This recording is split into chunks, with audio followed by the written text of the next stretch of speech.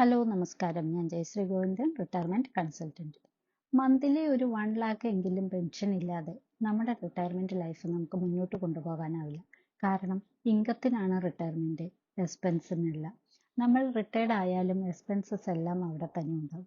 Property tax, building tax, electricity, water അതോറിറ്റിയുടെ charge, അതുപോലെ നമ്മുടെ മൊബൈൽ റീചാർജ് അല്ലെങ്കിൽ ബിൽ പേയ്മെന്റ്, പിന്നെ മെഡിക്ലെയിം, വെഹിക്കിൾ ഇൻഷുറൻസ്, വെഹിക്കിളിന്റെ റിപ്പയർസ് ആൻഡ് മെയിൻ്റനൻസ്, വീട്ടിൽ AC ഉണ്ടെങ്കിൽ അതിൻ്റെ മെയിൻ്റനൻസ്, ഡെയിലി ഫുഡ് എക്സ്പെൻസ്, അങ്ങനെ നമുക്ക് പല എക്സ്പെൻസുകളും ജീവിതത്തിൽ ഉണ്ടാകും. അപ്പോൾ ഇതിനെല്ലാം തന്നെ നമ്മൾ ഒരു തുകയില്ലാതെ നമുക്ക് മുന്നോട്ട് പോകാനായിട്ട് സാധിക്കില്ല. നമ്മൾ ഇതിന് വേണ്ട എക്സ്പെൻസിന് വേണ്ട തുക സംഭരിക്കണമെങ്കിൽ പെർഫെക്റ്റ് ആയിട്ടുള്ള ഒരു റിട്ടയർമെന്റ് ഇൻകം സ്ട്രാറ്റജി നമുക്ക് ഇല്ലാതെ ഇതൊന്നും നേരിടാനായിട്ട് സാധിക്കില്ല.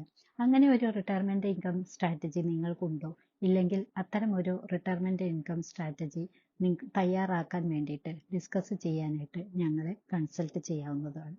അപ്പോൾ കൂടുതൽ വീഡിയോയുമായി വരും വരെ ടേക്ക് കെയർ. ബൈ.